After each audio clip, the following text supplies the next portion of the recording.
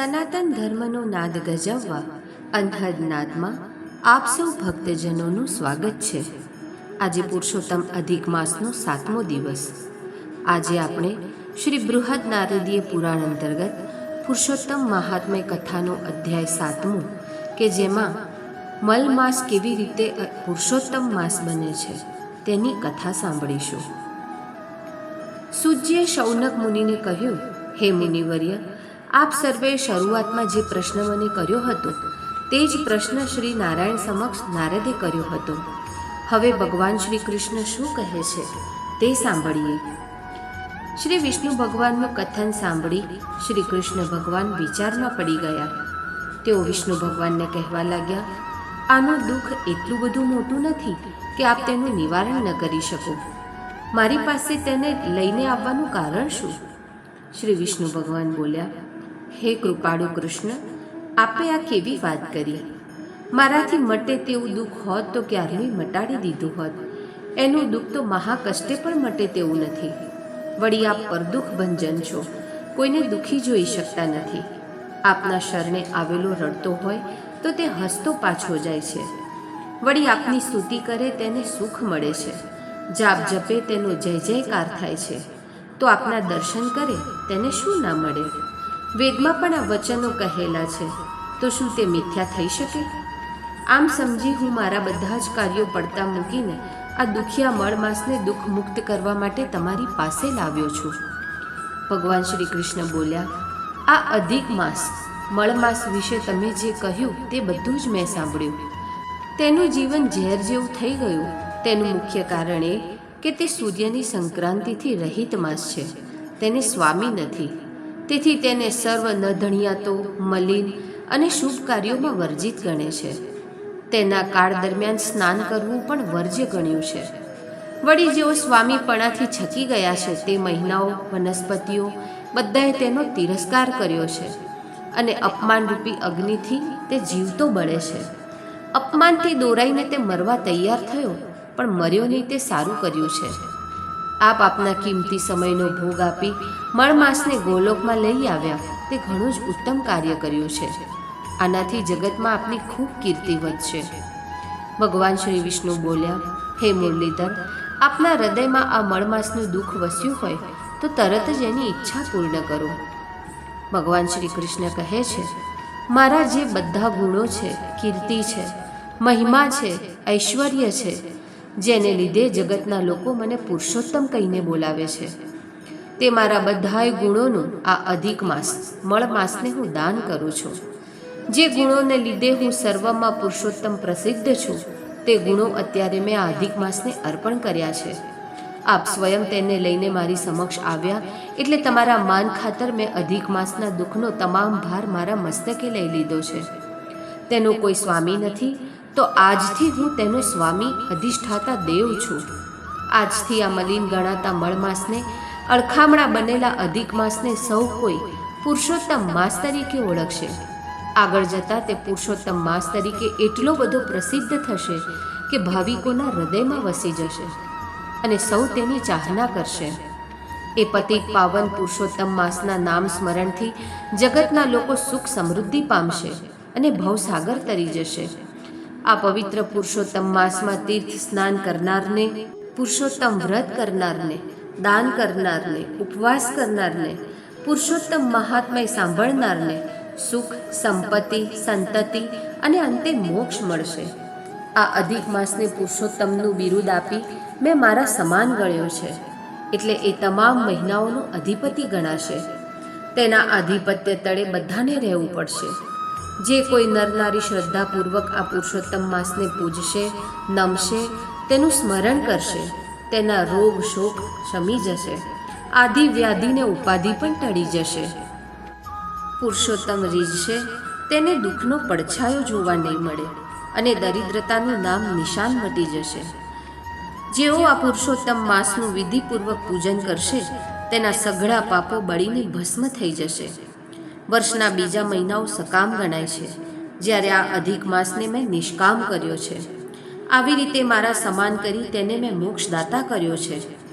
ગમે તે કામનાવાળો અથવા ઈચ્છા વગરનો મનુષ્ય પુરુષોત્તમ માસનું વ્રત કરશે તેના સર્વ પાપ કર્મો બળી જશે અને તે મને પામશે. ભલભલા આકરા તપ કરવાવાળા તપસ્વીઓ, જેણે સર્વ ઇન્દ્રિયોને જીતી લીધી છે તેવા યોગીઓ, અને ભૂખ, તરસ કે ટાઢ તાપની જેને અસર થતી નથી તેવા સંયમીઓ આ પુનિત ધામમાં આવી શકતા નથી. પરંતુ જે ભાવિકો આ અધિક માસમાં પુરુષોત્તમ વ્રત કરશે, સ્નાન, ધ્યાન અને દાન કરશે, પુરુષોત્તમને પૂજશે, તેઓ સરળતાથી ગોલોકમાં આવી શકશે. તેઓને ગોલોકમાં આવવાનો અધિકાર પ્રાપ્ત થશે. આથી પુરુષોત્તમ માસનો અધિષ્ઠાતા હું બન્યો છું. તેની પ્રતિષ્ઠા કરનાર પણ હું જ છું. મારું પુરુષોત્તમ નામ પણ મેં આને આપ્યું છે, એટલે તેના ભક્તોની જવાબદારી મારા માથે રહેશે. તેમની મનોકામના પૂર્ણ કરવા હું સદાય તત્પર રહીશ. જો તેમ કરવામાં હું કચાશ કરું તો મારું બિરુદ ચંખવાય. જેઓ ક્યારેય પણ કોઈ પણ વ્રત કરતા નથી, તેઓ આ અધિક માસ પૂરો થતાં સુધી પુરુષોત્તમને આરાધશે, તેની સર્વ કામના હું પૂરી કરીશ. જે ભાવિકો આ પવિત્ર પુરુષોત્તમ માસ કરશે તેઓને રિદ્ધિ સિદ્ધિ મળશે, એમાં કોઈ શંકા નથી. પુરુષોત્તમને ભજનારો મનુષ્ય એવો પવિત્ર અને સાત્વિક બની જાય છે કે દુઃખ, વ્યાધિ અને ઘડપણ તેનાથી દૂર રહે છે. આ પુરુષોત્તમ માસ કરે તેને માટે ઉત્તમ છે, પરંતુ એની નિંદા કરવી એ બહુ દુઃખદ વસ્તુ છે. જે અજ્ઞાની મનુષ્યો આ પવિત્ર પુરુષોત્તમ માસના મહિમાની અવગણના કરીને આ માસમાં સ્નાન, ધ્યાન, દાન અને દીપ પૂજન નહીં કરે અને અધર્મનું આચરણ કરશે, તેને સ્વપ્ને પણ સુખ નહીં સાંપડે. આ અધિક માસ દર ત્રીજે વર્ષે આવે ત્યારે ભાવિકોએ તે માસમાં રૂઢી રીતે ધર્મ કરવો, શક્તિ પ્રમાણે દાન કરવું, જેથી અંતે એ સદગતિ પામશે. એનાથી ઉલટું આચરણ કરનારનો નર્કમાં વાસ થશે. વળી સ્ત્રીઓ માટે આ પાવન પુરુષોત્તમ માસ અતિ ઉત્તમ છે. જે સ્ત્રી દર ત્રીજા વર્ષે આવતા અધિક માસમાં પુરુષોત્તમ માસમાં શ્રદ્ધા અને વિધિપૂર્વક પુરુષોત્તમ વ્રત કરશે તેને સૌભાગ્ય સાંપડશે. તેનો ચૂડી ચાંદલો અખંડ રહેશે. તેને સંપત્તિ અને સંતતિ આપવામાં હું સહાયરૂપ બનીશ. તેના સંસારમાં કંસાર જેવું ગળપણ રહેશે અને સદાય સુખ શાંતિ રહેશે. શ્રી કૃષ્ણ ભગવાનનું કહેવું સાંભળી શ્રી વિષ્ણુ ભગવાનને અતિ પ્રસન્નતા ઉપજી, કારણ કે એમનો ફેરો સફળ થયો હતો. અને મળ માસ, અધિક માસ તો શ્રી કૃષ્ણ ભગવાનની આ પોતાના નામનો ભોગ આપવાની ઉદારતા જોઈને આભો જ બની ગયો હતો. હવે તેને કોઈ મલિન નહીં કહે, કોઈ હીન નહીં કહે, અને સર્વે તેના પ્રત્યે માનથી જુએ એવો એને સર્વ માસનો અધિપતિ બનાવ્યો હતો. એ તો હર્ષ ગેલો બની ગયો અને તેની આંખમાંથી હર્ષના આંસુઓ વહી રહ્યા હતા. શ્રી વિષ્ણુ ભગવાને કહ્યું, હે વ્રજ વિહારી, આ પુરુષોત્તમ વ્રતના મહિમા વિશે હજુ પણ કંઈ જણાવશો? શ્રી કૃષ્ણ બોલ્યા, ઘણા પ્રકારના વ્રતો લોકો કરે છે. ઘણાય પવિત્ર ચતુર્માસમાં બધાય દિવસો વ્રત, નિયમ, ઉપવાસ, એકતાણા, ધર્મ, ધ્યાન વગેરે કરે છે અને તેના પ્રતાપે સ્વર્ગના અધિકારી બને છે. પરંતુ જ્યાં સુધી તેમનું પુણ્યનું ભાથું ચાલે છે ત્યાં સુધી તેઓ સ્વર્ગમાં રહી શકે છે. પુણ્યનું ભાથું ખલાસ થઈ જતાં તેમને પુનઃ મૃત્યુલોકમાં અવતરવું પડે છે. જ્યારે આ પુરુષોત્તમ માસનો મહિમા એવો અધિક છે કે આ માસમાં જે શુદ્ધ ભાવથી વિધિપૂર્વક પુરુષોત્તમ વ્રત કરે છે, સ્નાન દાન કરે છે, તેને જન્મ મરણના ફેરામાંથી મુક્તિ મળે છે. પુરુષોત્તમ વ્રત કરનારને શેર માટીની ખોટ હશે તો તેને સંતાન મળશે, નિર્ધનને ધન મળશે, ઉદ્યમ વગરનાને રોજી મળશે અને મનવાંછિત ફળની પ્રાપ્તિ થશે. હું પુરુષોત્તમ જેમ પૂજાઉં છું તેમ આજથી આ અધિક માસ પુરુષોત્તમ માસ તરીકે પૂજાશે. આમ કહી શ્રી કૃષ્ણ ભગવાને કહ્યું, હે લક્ષ્મીપતિ, તમે તમારી ફરજ બજાવી અને મેં ભક્ત પ્રત્યેની મારી ફરજ બજાવી. આપ હવે અધિક માસ પુરુષોત્તમ માસને લઈને અહીંથી વૈકુંઠ પ્રતિ પ્રયાણ કરો. અને શ્રી વિષ્ણુ સહર્ષ અધિક માસને સાથે લઈને વૈકુંઠમાં જવા નીકળી પડ્યા. આ સાથે અહીં શ્રી બૃહદ નારદીય પુરાણ અંતર્ગત પુરુષોત્તમ મહાત્મયનો અધ્યાય 7મો અહીં પૂર્ણ થાય છે. બોલ શ્રી પુરુષોત્તમ ભગવાન કી જય. હવે આપણે પુરુષોત્તમ અધિક માસની 7મા દિવસની અમૃતમય કથા ઉમામાની કથા સાંભળીશું. પણ એ પહેલાં જો તમે અમારી ચેનલ પર પહેલી વાર આવ્યા છો તો ચેનલને જરૂરથી સબસ્ક્રાઈબ કરજો. જય શ્રી કૃષ્ણ. એક દિવસ શિવજી અને પાર્વતીજી સામાન્ય સ્ત્રી પુરુષના સ્વરૂપમાં લટાર મારવા નીકળ્યા. એ સમયે પુરુષોત્તમ માસ ચાલતો હતો. લોકોના ટોળે ટોળા નદીએ સ્નાન કરવા જતા હતા. કાઠા ગોરમાનું પૂજન અને કથા વાર્તા સાંભળતા હતા. દાન દક્ષિણા આપી દેવદર્શન કરતા હતા. ઠેક ઠેકાણે કથા વાર્તા ચાલતી. ચોમાસું પૂરું થવા આવ્યું હતું. ખેતરો ધાન્યથી લચી પડતા હતા. શિવજી અને પાર્વતીજી આવા એક ખેતરમાંની કેડી પર ચાલવા લાગ્યા. એ બાજરીનું ખેતર હતું. કેડી ઉપર બાજરિયા પડ્યા હતા. એમાંનું એક બાજરિયું પાર્વતીજીના ઝાંઝરમાં ભરાઈ ગયું અને આ બાબતે પાર્વતીજીનું ધ્યાન ન હતું. જ્યારે તેઓ ખેતરની બહાર નીકળ્યા ત્યારે પાર્વતીજીની નજર પગના ઝાંઝરમાં ભરાયેલા બાજરિયા ઉપર પડી. બાજરિયામાં લીલાછમ દાણા ચમકતા હતા. પાર્વતીજી બંને હાથ વડે બાજરિયું મસળી મસળીને દાણા કાઢીને ખાવા લાગ્યા. બાજરિયાના કૂણા દાણા ખાતા જોઈને શિવજી બોલ્યા, હે દેવી, ખેતરના માલિકને પૂછ્યા વગર તમારાથી બાજરિયું ખવાય નહીં, એ ચોરી ગણાય. તમે પાપમાં પડ્યા છો. હવે આ દોષમાંથી મુક્ત થવા માટે બાજરાના જેટલા દાણા ખાધા હોય તેટલા દિવસ આ ખેતરના માલિકને ત્યાં રહીને કામ કરો. ખાધેલા દાણા 365 થતા હતા. પાર્વતીજીએ આ વાત સ્વીકારી લીધી. શિવજી પાર્વતીજીને ત્યાં મૂકીને ચાલ્યા ગયા. પાર્વતીજીએ બ્રાહ્મણીનું સ્વરૂપ ધારણ કર્યું અને ખેડૂતની ઝૂંપડીએ આવ્યા. પુરુષોત્તમ માસ ચાલતો હોવાથી ખેડૂત અને તેની પત્ની નદીએ નાહવા અને દેવદર્શન કરવા ગયા હતા. ખેડૂત સામાન્ય સ્થિતિનો હતો. પતિ પત્ની ઘણા ધર્મનિષ્ઠ હતા. તેમને એક 10 વર્ષની દીકરી હતી. પાર્વતીજી ઝૂંપડીની નજીક ગયા. ખેડૂત પતિ પત્ની ઘેર આવ્યા એટલે પાર્વતીજીએ તેમને કહ્યું, ભાઈ, હું એકલી છું, મારું કોઈ નથી, મને કોઈ કામે રાખો. 2 ટંક ખાઈશ અને કહેશો એ બધું જ કામ કરીશ. ખેડૂત ખૂબ દયાળુ હતો. તેણે કહ્યું, બેન, તમે તમારે ખુશીથી રહો, ખાવાની ખોટ નથી, પણ તમારું નામ જણાવશો? પાર્વતીજી બોલ્યા, મારું નામ ઉમા છે અને જાતે બ્રાહ્મણ છું. પાર્વતીજીના પગલાં ખેડૂતના ઘરમાં પડતા જ તેના ઘરમાં સમૃદ્ધિ ઉભરાવા લાગી. તેનો પાક પણ 10 ગણો થયો. ઉપરાંત એમનું ગામ પણ સુખી થયું. રોગ, બીમારી, શોક, સંતાપ બધું જ ગયું. ખેડૂતના કુટુંબ સાથે તે એટલા બધા હળીમળી ગયા હતા કે બધા તેમને ઉમામાં કહેતા. પુરુષોત્તમ માસ પૂરો થતાં ખેડૂતે તેનું ધામધૂમથી ઉજવણું કર્યું. વખત વીતતો ગયો. પાર્વતીજી આનંદ અને પ્રેમથી બધું કામ કરે, રાંધીને બધાને જમાડે. આમ કરતાં 300 દિવસ પૂરા થયા. એક દિવસ ગામના લોકો ભેગા થયા. કાશીની જાત્રા કરવા સંઘ કાઢવાનું નક્કી કર્યું. ખેડૂત અને તેની પત્નીને પણ સંઘમાં જવાની ઈચ્છા હતી, પણ દીકરી 10 વર્ષની હોવાથી ઘર કોણ સંભાળે તેની મૂંઝવણમાં પડ્યા. ઉમામાં ખેડૂતની આ મૂંઝવણ કળી ગયા અને પોતે તેમનું ઘર સંભાળશે એવું કહ્યું, જેથી ખેડૂત પતિ પત્ની પણ સંઘમાં જોડાયા અને આખું ઘર ઉમામાને સોંપ્યું. વિદાય વેળાએ ઉમામાએ ખેડૂતને લાલ રંગનું કાપડું આપતા કહ્યું, ભાઈ, આ કપડું લેતા જાઓ અને ગંગાજીમાં નહાતી વખતે આ કપડું તેમને અર્પણ કરીને કહેજો કે ઉમામાએ ભાવથી મોકલ્યું છે, માટે હાથો હાથ સ્વીકારો. ખેડૂત મનમાં હસ્યો, પણ ઉમામાને ખોટું ના લાગે એટલા માટે કપડું લઈ લીધું અને પોટલામાં મૂક્યું. સંઘ તો વાજતે ગાજતે રવાના થયો. પુષ્કળ ગાડા જોડાયા.